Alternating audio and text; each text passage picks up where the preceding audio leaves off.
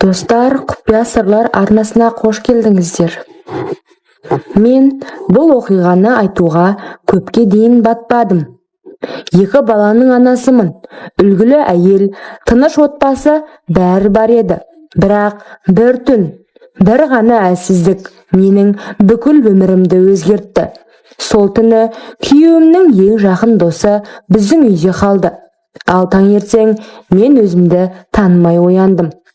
Бұл менің ең ауыр құпиям. Менің атым Айнұр, 32 жастамын. Алматының орталығындағы жаңа пәтерде тұрамыз.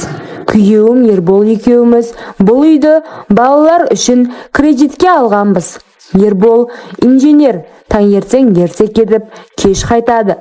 Шаршап келсе де, балаларға әрдайым уақыт табады. Үлкен қызымыз Айым 8 жаста. Мектепте үздік.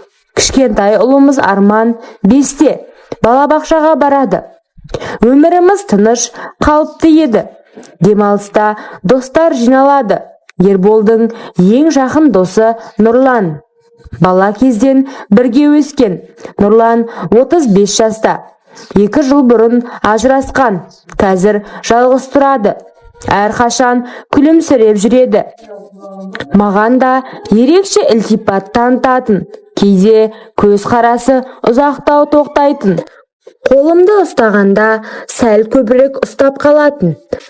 Мен оны мән бермей, достың досы ғой деп жүре бердім. Бірақ жүрегімнің бір түкпірінде түсініксіз сезім болатын. Сол жазда Ерболдың туған күні өтті. Ол кеш бәріміздің өмірімізді өзгертетінін ешкім білген жоқ.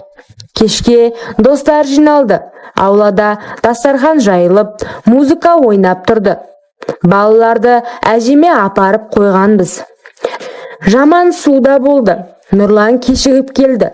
Қолында сыйлығы бар. Маған гүл ұсынып, жылы сөз айтты. Көз қарасы өзгеше еді. Мен әдетте аз ішемін, бірақ сол күні көбірек ішіп қойдым. Басым айналып, көңілім көтеріліп кетті. Нұрлан жиі қасыма келіп, әңгімелесіп жүрді. Түнге қарай қонақтар тарады. Үйде тек Ербол және Нұрлан мен қалдық. Ербол шаршағанын айтып, жатын бөлмеге кетті. Біз ас үйде отырып сөйлестік. Нұрлан ажырасуы туралы айтты. Көңілі босап, маған ішін ақтарды. Мен оған жанашырлық таныттым. Ол маған қарап, сен ерекше жансың деді. Сол сәтте жүрегім дүрсілдеп кетті. Жаман су ойымда әсіреткен еді. Әңгіме бірте-бірте тым жақын сипат алды. Ол маған жақындап, сезімін білдірді. Мен қарсы тұруым керек еді, бірақ сол сәтте өзімді әлсіз сезіндім. Бір сәттік сезім бәрі араласып кетті. Шекарадан аттап кеткенімізді тек кейін түсіндік. Сол түні болған оқиғаның бәрі тұман сияқты. Ақыл мен ардың үнін жаман су басып кеткендей. Мен өзімді жоғалтып алдым. Бұл саналы шешім емес, бірақ жауапкершіліктен қашып құтылуға болмайды. Бір сәттік әлсіздік үлкен қателікке айналды. Таңертең көзімді ашқанда шок болдым. Болған жағдайды түсініп, өзімді жек көрдім. Дәл сол сәтте Ербол бәрін көрді. Оның көзіндегі күйзелісті, сенімнің күйрегенін ешқашан ұмытпаймын. Нұрлан кетіп қалды.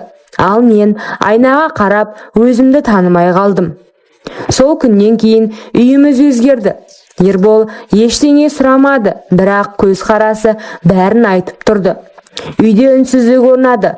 Балалар үшін ғана бұрынғыдай көрінуге тырыстық.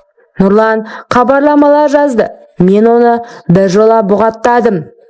Айлар өтті, бірақ ішімдегі кінә кетпейді. Бір сәттік әлсіздік бүтін бір отбасының іргесін шайқалтты. Мен сол түнді ұмытқым келеді, бірақ жүрек кейде өткеннің көлеңкесін қайта тірілтеді. Бұл менің ең ауыр құпиям. Бір ғана қателік кейде бүкіл өміріңе із қалдырады екен. Қазіргі таңда біз бір үйде тұрамыз, бірақ арамызда көзге көрінбейтін қабырға бар. Кейде түнде оянып кетемін, жанымда күйеуім, бірақ жүрегімде мәңгілік өкініш. Адам бір сәттік әлсіздік үшін өмір бойы жауап береді екен. Егер сол кешке қайта оралу мүмкін болса, бәрін тоқтатар едім. Бірақ уақыт кері жүрмейді, ал құпия жүректе мәңгі қалады.